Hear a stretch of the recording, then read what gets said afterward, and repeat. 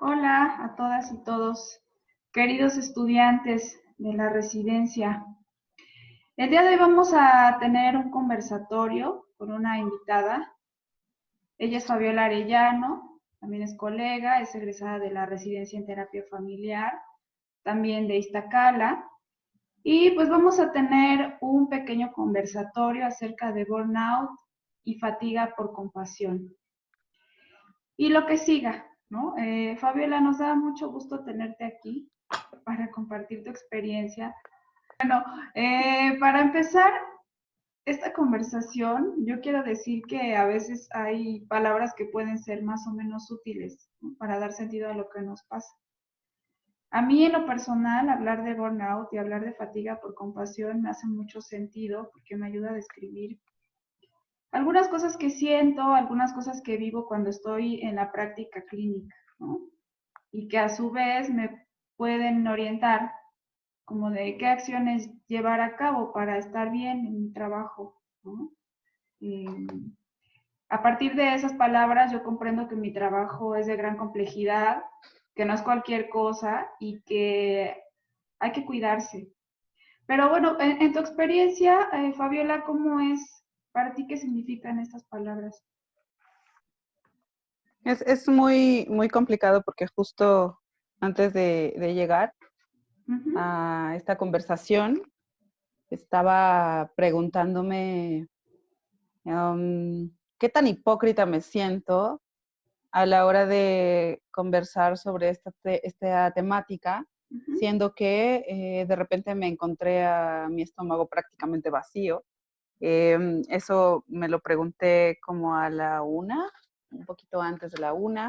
Uh-huh. Estaba en una consulta y de repente la cabeza se me iba para cuestionar qué tanto hay algunas ideas que nos invitan a repetir como una especie de mantra al interior de los consultorios, palabras como el autocuidado, el, el bienestar, tener una vida más o menos con satisfacciones. De repente eso me pareció contrastante al pensar en la práctica que yo he ejercido y también en la práctica que he encontrado en varios de nuestros colegas. Uh-huh. Mm, Sentía que había un contraste, como si a la hora de decir el bienestar, vamos a estar trabajando en el bienestar al interior de estos consultorios, como si algo faltara en el psicoterapeuta. Es más o menos como la historia del psicoterapeuta que no llega a tiempo a comer o que se come su hora de comida para alargar a lo mejor algún espacio para alguna familia que esté en crisis o sí, incluso es como más o menos frecuente, ¿no? La anulación del propio psicoterapeuta en nombre de la búsqueda del bienestar de esos otros que llegan a los espacios psicoterapéuticos. Significa mucho esa serie de palabras, ¿no? Qué tanto la palabra autocuidado o autoabandono, como vista en ese otro extremo, ha acompañado mi práctica. Creo que ha sido de las grandes dificultades que he encontrado, más allá de los temas teóricos, más allá de los abordajes. Hay preguntas que de repente parece que se nos pueden llegar a escapar y que nos acompañan, no sé, yo me los imagino muchas veces como temas complicados que nos acompañan como si fueran fantasmas y que están ahí acosándonos y que, no sé, hasta que de repente aparece a lo mejor alguna crisis, a lo mejor nos enfermamos, tal vez algo ocurre, algo fuerte en la propia vida que hace que nos demos un alto y ahora sí cuestionemos a esos fantasmas que desde siempre nos han acompañado. A lo mejor adelantándome un poco o mucho y bueno, esto ya después lo estaremos compartiendo, tanto Miguel Morales, que también estudió ahí la residencia, como yo. escribimos un artículo que todavía está por salir, ya está aprobado, pero todavía no lo podemos encontrar. Pero cuando Nayeli me invitaste a conversar de esto, de inmediato me vinieron a la cabeza estas preguntas. Al estudiar psicoterapia y yo hablando de eso que recuerdo de la residencia, al estudiar psicoterapia se nos enseñan diversas destrezas, modelos teóricos, se habla de los antecedentes, abordamos epistemología, hablamos de filosofía, técnicas, maneras de preguntar, hipotetización, circularidad, todo esto, pero dónde y cómo se puede aprender a lidiar con esas situaciones tan brutales y además manejar ese eco del dolor, que es un dolor ajeno, pero que de pronto pareciera que hay algo de eso ajeno que se nos queda pegado, como si nos apropiáramos de eso de los otros, que al final también tiene que ver con nosotros, ¿no? Pensando en cómo todos formamos parte de ese cuerpo social que habitamos. Otra de las preguntas que tanto Miguel y yo escribíamos en este artículo es: ¿quién nos prepara? No, ¿qué modelos psicoterapéuticos logran resolver la revictimización que enfrentan las familias? ¿Qué es lo que se dice cuando tal vez tampoco el propio psicoterapeuta tiene esas respuestas? Y sé que el preguntar abre mucho más que el responder, o por lo menos hasta ahora he creído eso. Pero sí, a la hora de ir a la práctica he sentido que es muy complicado, ¿no? Porque es un ir más allá de esos modelos, es un pensar en nosotros mismos y también, no sé, como que este conversatorio desde que tú me dijiste si podía participar, pensé en que tal vez eso también significaba el recordar algunos prejuicios que me han acompañado en torno a lo que yo asumo que hace un psicoterapeuta. Yo le digo algo así como la santa que llevo adentro, o el chip del catolicismo que tengo abajo de la piel, aunque intente negarlo, aunque diga, no, ya jamás voy a una iglesia, y a una iglesia la última vez que fui fue desde muy pequeña. Hay algo ahí que de repente me traiciona, que es contrastante con respecto a esa historia oficial que yo voy contando. De repente eso no me ayuda y pues sí, es como, no sé, como que también el estar aquí para mí significa el seguir cuestionándome esas cosas pendientes que considero que van a ser siempre pendientes, ¿no? Y que siempre habría que atender. Claro, o sea, como que habría que poner atención en los riesgos de nuestro trabajo. O sea, por un lado, los riesgos para nosotras o nosotros como terapeutas, porque Sí, efectivamente pienso que casi todos o todas los que ejercemos esta profesión muchas veces ponemos delante al otro, ¿no? O sea, el cuidado del otro se vuelve central. Y sí, entonces, efectivamente, nos anulamos por un ratito, ¿no? A veces llenamos la agenda, ¿no? O atendemos una persona, otra, sin comer, nos deshidratamos, y cuestiones así, ¿no? Porque además muchas veces tenemos llamadas de urgencia, ¿no? Incluso. sí, Eh, por ejemplo, yo he hecho cosas como, vente para acá, ¿no? Y me salgo de lo que esté haciendo y me voy rápido al consultorio, porque pienso que de que yo esté ahí puede ser que dependa la vida, ¿no?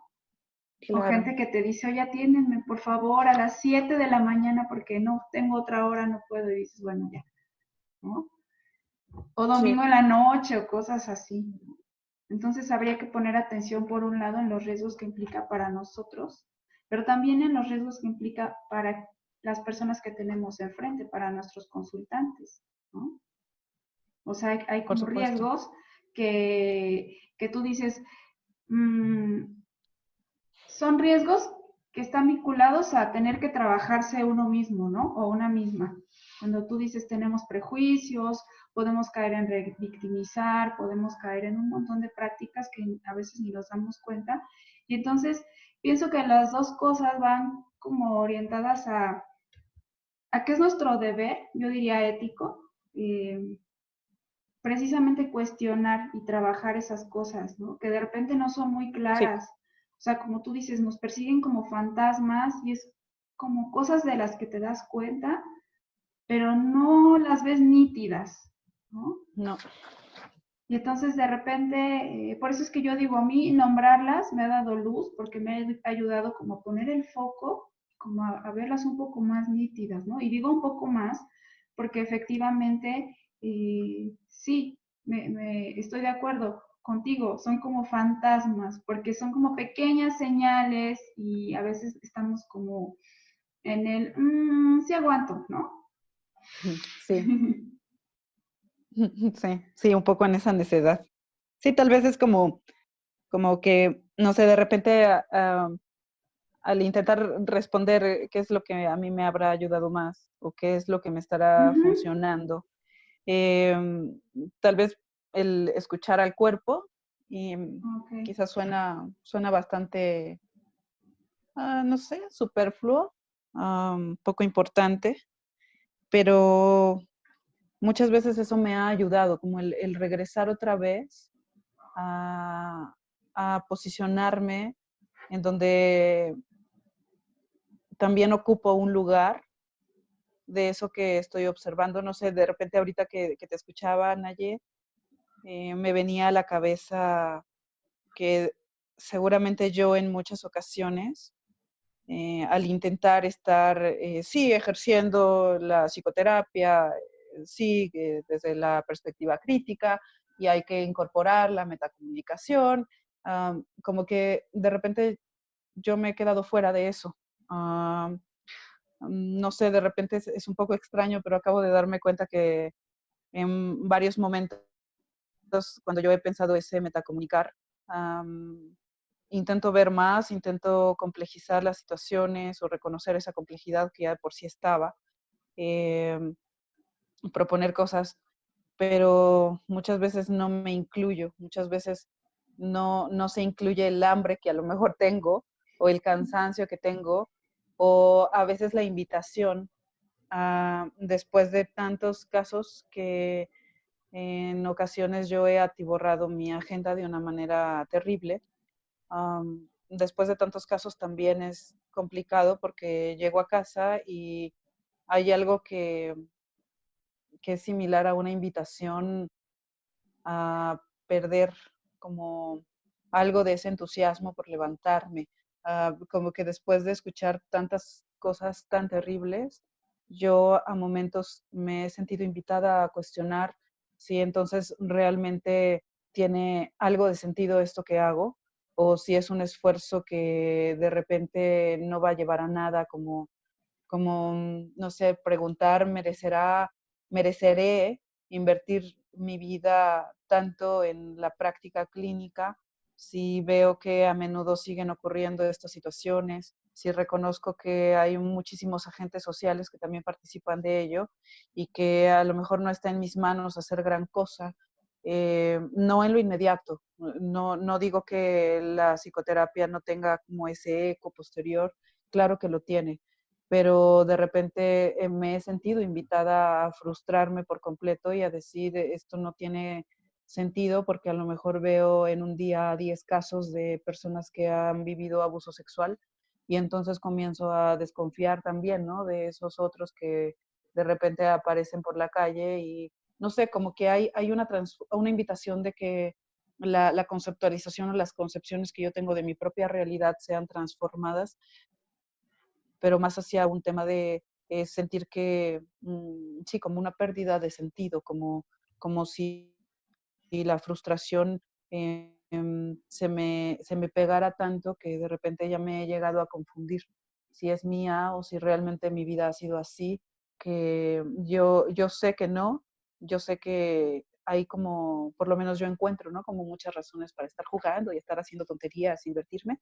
pero a veces al final de los días pesados sí he sentido eso. Y no sé, también he intentado no saturar la agenda, o si de repente hay un caso difícil, de crisis, complicado, tal vez veo el mensajito por arriba, no lo abro, solamente lo leo desde fuera y no sé si ya no es un horario en el que yo sienta que todavía tengo energía, ya no lo contesto y mejor prefiero esperar. Por ahí en la residencia alguna vez escuché, no sé quién lo dijo, alguna docente en ese entonces dijo que al posicionarnos desde la omnipotencia nos terminamos frustrando. Y ese recordatorio me ha ayudado mucho.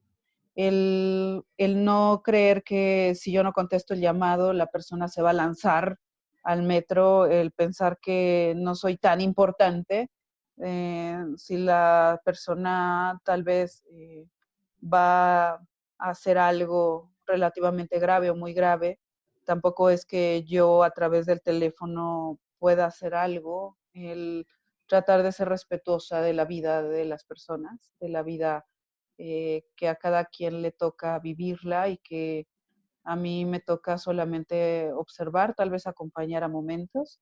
Un poco así es como he definido últimamente o he intentado definir, aunque me queje de las definiciones, la labor del psicoterapeuta. El, el acompañante pasajero, una relación que nace con una fecha de caducidad, un vínculo significativo para todas las personas involucradas, pero que es solamente un momento y que después cada quien sigue, ¿no? Como hacia donde quiera elegir vivir su propia vida.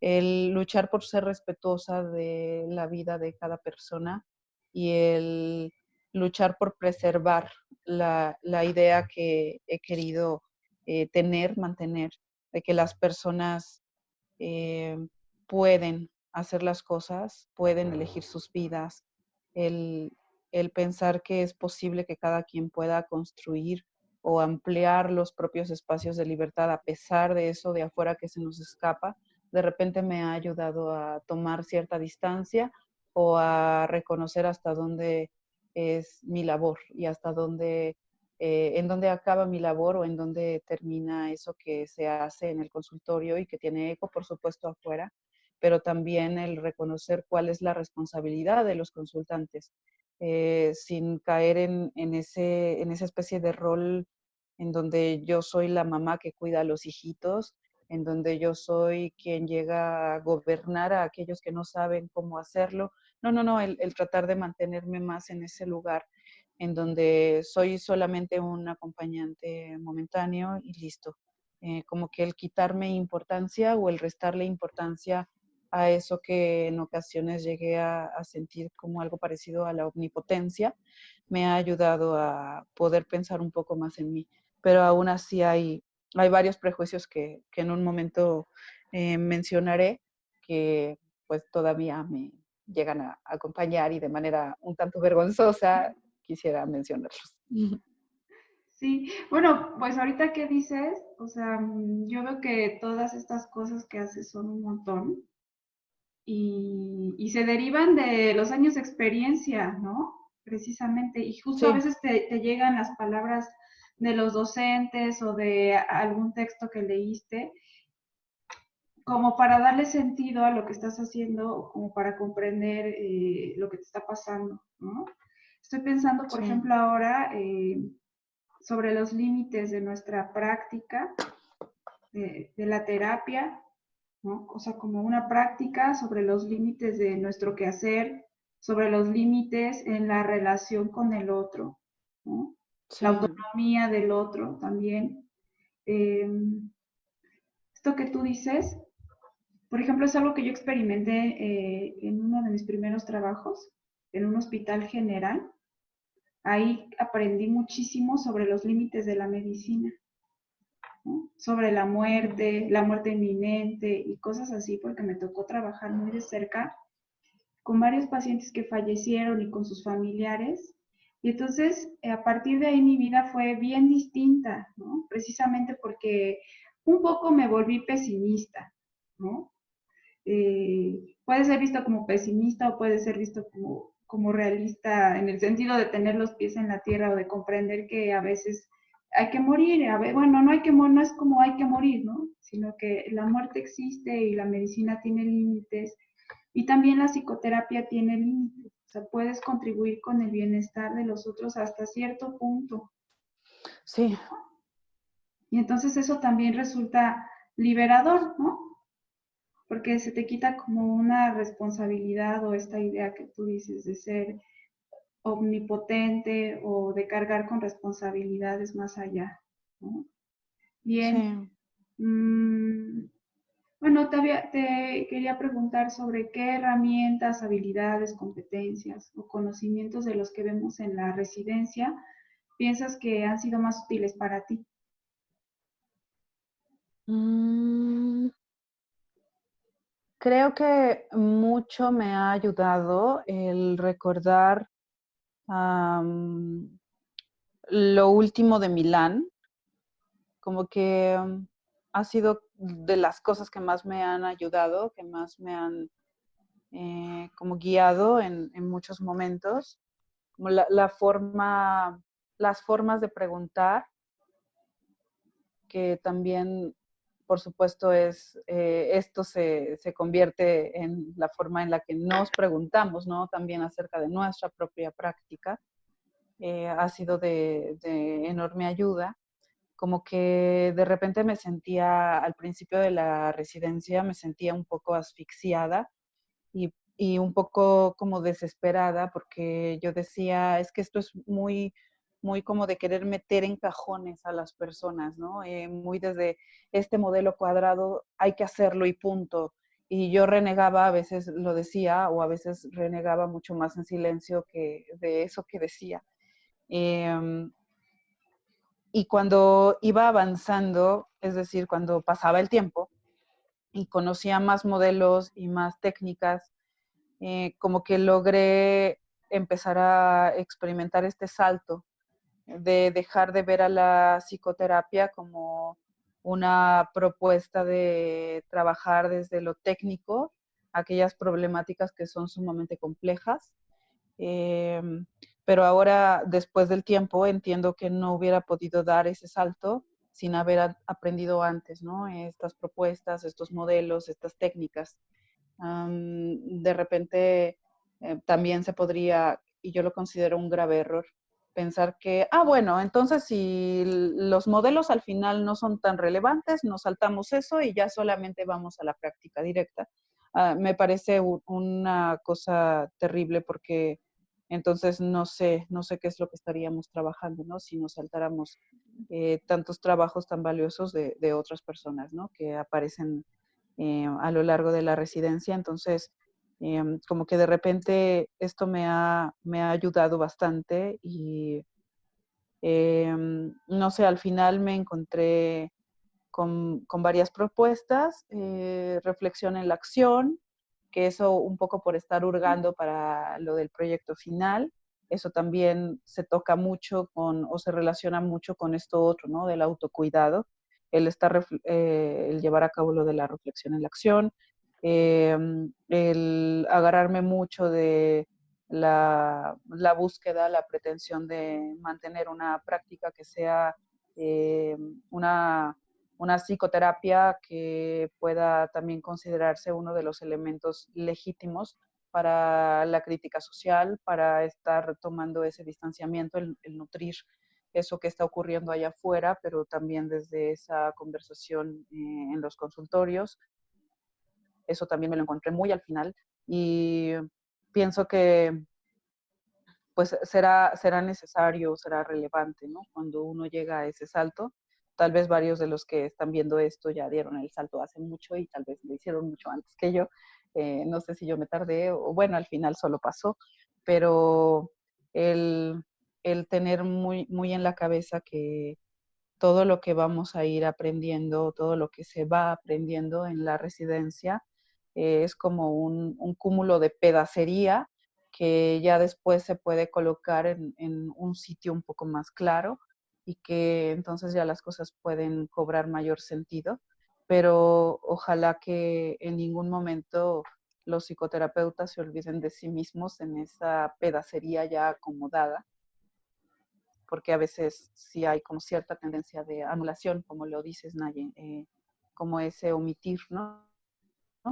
Y pues sí, yo lo sigo vinculando a muchísimas maneras, ¿no? En las que se lleva a cabo la práctica, también temas de cómo está la salud en México, la salud mental en México, el cómo ejercemos en esos consultorios que terminan muchas veces aislándonos.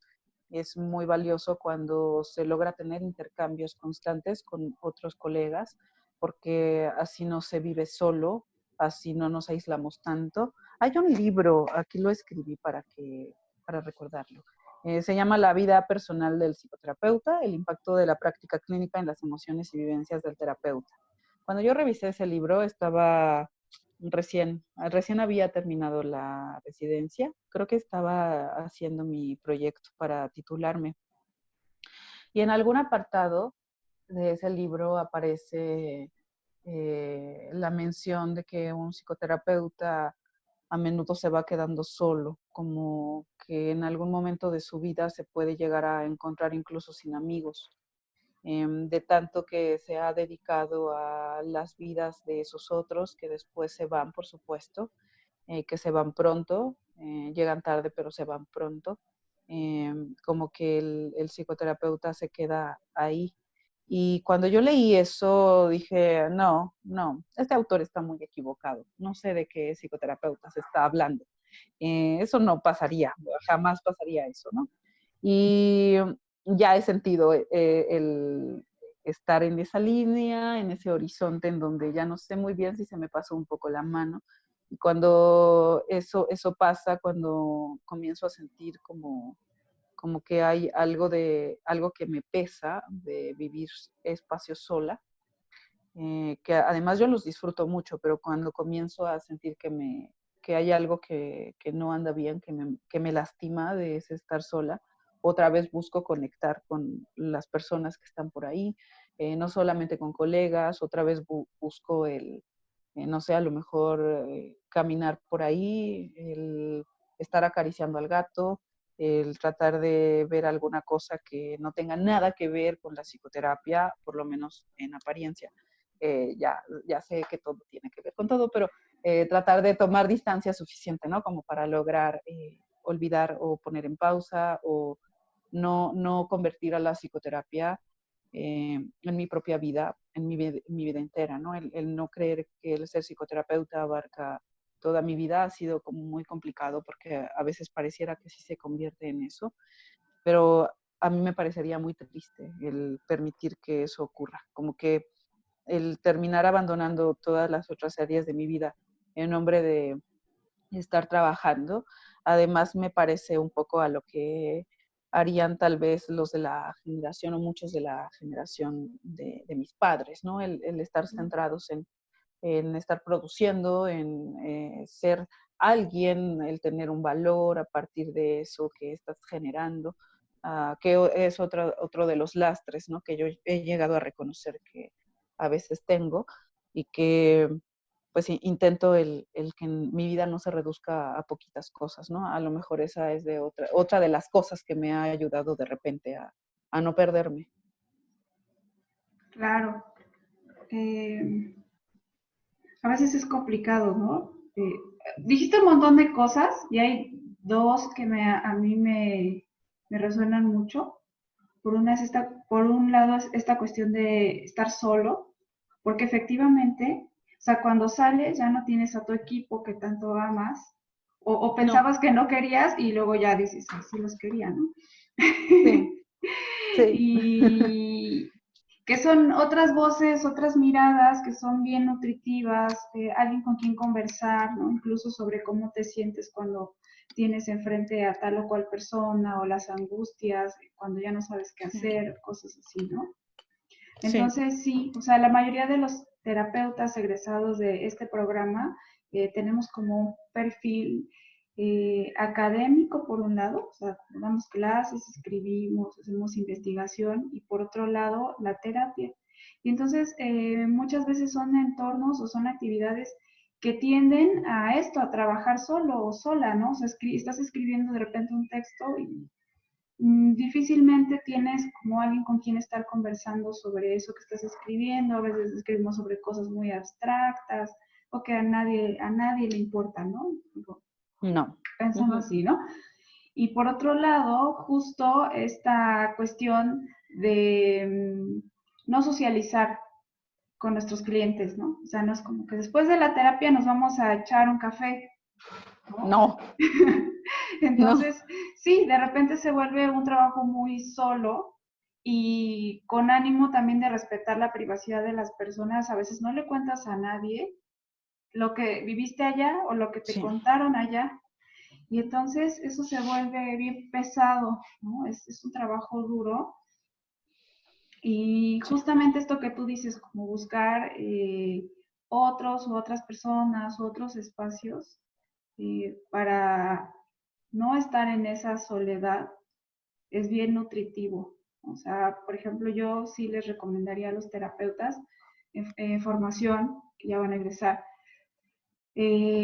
pues coterapia, consultar, seguir con la supervisión, o sea, con su equipo de repente, oye, mira, tengo este caso, que nos ayuda muchísimo, ¿no? O sí, hacer grupos, o sea, en algún momento, por ejemplo, bueno, cuando estábamos haciendo el grupo de discusión de casos, ¿no? Pues fue como un intento de hacer algo y así, ¿no? O sea, de repente yo siempre busco a alguien que me supervise cuando ya no sé para dónde, ¿no?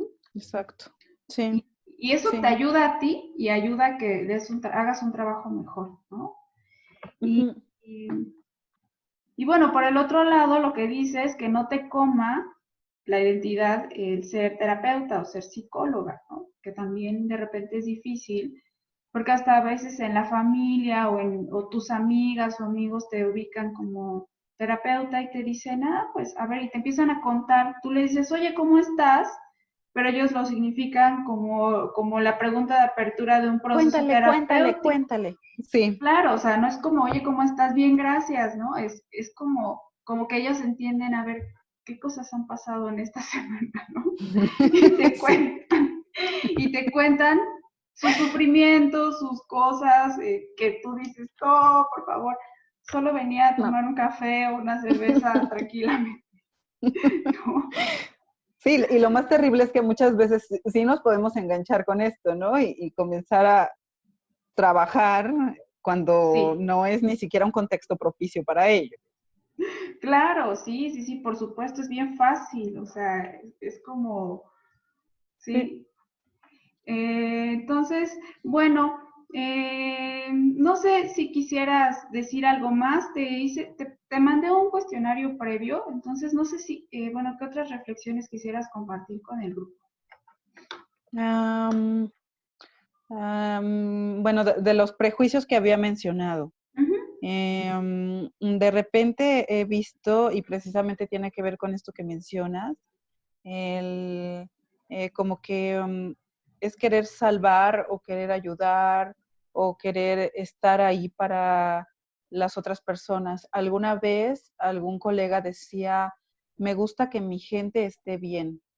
Algo así, algo parecido a ello, o de repente es como una cosa que me estorba y que me invita a que la práctica invada mi vida entera o que yo deje de poner atención, ¿no? En este autocuidado.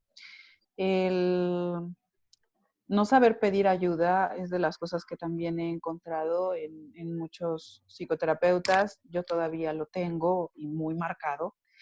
Es muy difícil para mí el decir en este momento si necesito ayuda y a veces pido ayuda, pero de manera indirecta, de manera muy sutil. Y las personas a veces ni siquiera se dan cuenta que ya me ayudaron, pero bueno, ya intento resolverlo, ¿no? Y me cuesta mucho trabajo pedir ayuda. Em, Suelo pensar mucho en los demás, no tanto en mí. Suelo estar muy centrada en cómo están los demás y como que yo me pongo hasta el final, como un poco como la mamá que, ay, mis hijos están enfermos y yo también, no primero ellos y después yo. Hay como cierta tendencia a esto. Hay como una especie de intento de ejercer control también. El decir, oh sí, mi intervención estuvo muy buena y entonces por eso la otra persona logró no sé qué. Y otra vez, ¿no? Es como, a ver, no, Fabiola, regrésate, es la otra persona, es el trabajo de esa otra persona, sí, en la interacción contigo, pero al final es la otra persona la que va a estar construyendo el sentido, la que va a estar haciendo las cosas. Y ya como que me regaño un poco y me regreso, ¿no? A ponerme en un lugar menos peligroso y más ético. ¿Qué otras cosas? ¿Qué otras cosas? Antes me pasaba que era complicado el decir que era necesaria una canalización, ya sea por cosa de tiempos, que a lo mejor mi agenda estuviera llena, o por el caso específico, porque tal vez yo, no sé, yo algo veía que consideraba que necesitábamos también la presencia de un psiquiatra, la presencia a lo mejor de un neurólogo, como que tenía al principio cierta renuencia a decir es necesaria también una canalización. Ya después logré acomodarlo y lo hago. En cuanto lo veo, lo hago, ¿no? Para que también sea un trabajo como importante el que se haga en ese momento en el que la persona ya decidió, ¿no? Que quiere cambios importantes. Um, ¿Qué otra cosa? ¿Qué otra cosa? Acá lo pongo como acompañar abandonándome. Em, Incorporar la preocupación por las vidas ajenas en mi propia vida que no tiene preocupaciones en realidad. Em, Ayudar a quien no necesita mi ayuda, salvar a quien no cree ni siquiera en el concepto de salvación. Em, Ayudar invadiendo. Y esto estoy hablando tanto de el espacio psicoterapéutico como de lo que pasa afuera, ¿no? De repente con familia, de repente con amigos, de repente con pareja. Me he cachado haciendo esto y es como de manera constante, ¿no? Yo lo resumo así, como tomar distancia y decir a ver qué estoy haciendo y cómo esto puede tener un efecto también negativo en mí. Y por supuesto que los momentos en los que me he enfermado por no estar poniendo atención es el alto, el último alto que he experimentado y que espero no tuviéramos que llegar a ese punto para poder tomar distancia, pero sí a mí ya me ha pasado, o por lo menos una vez de manera significativa, y desde ahí ya bajé el nivel de estrés, de trabajo, y como que mi propio cuerpo me recordó que estaba plantada en la tierra y que no podía hacer más que lo que ya estaba haciendo. Y no sé, a lo mejor si yo pudiera elegir cómo cerrar esta conversación, pensaría en cómo invitar a que todos nos sigamos acompañando en, en este intento por ejercer la psicoterapia en contextos en los que a veces se nos impide serlo, que sigamos ejerciendo el ser psicoterapeutas sin reducir nuestra vida a solamente eso, sin que nuestra vida entera deje de experimentar otras cosas, que tratemos de como seguir mirándonos a veces en ese encuentro con otros colegas, a veces con otros amigos, a veces con nuestras mascotas, a veces solos en la cama tirados pensando en otras cosas. El intentar hacer una práctica que no sea mediocre, pero que no por ello nos invadamos de muchísimas cosas que podrían hacer que terminemos enfermándonos. A lo mejor diría que tratar de seguir creando, seguir contribuyendo en la creación de espacios en donde pueda uno como experimentar mayor libertad y el estar también como disfrutando, ¿no? Además de cuando vemos que las otras personas logran crear esos otros espacios, esas mayores aperturas. Claro. Pues bueno, me llevo a la reflexión esto último que dices de disfrutar, ¿no? O sea, para mí el indicador de que necesito tomar esa distancia es cuando ya no disfruto mi trabajo. O sea, cuando voy caminando al trabajo y digo, ay, qué flojera, 6 consultas hoy. Ojalá y llame y cancele y mejor me meto a la cafetería. Ese punto es en el que digo, Sí. a ver, ¿qué ¿Qué está necesito? pasando? Sí. Sí, ¿no? Esa es como una cosa. Y por otro lado, pienso en la complejidad de hacer este ejercicio de autoobservarse, porque también está el riesgo de que sea una cosa persecutoria hacia nosotras o hacia nosotros. Y me tengo que cuidar. Y entonces empezar con otro tipo de rigidez, ¿no? De no darte ni un permisito de flexibilizar esas cuestiones que quieres poner de relieve en tu vida, ¿no? Claro. Pues bueno, Fabiola,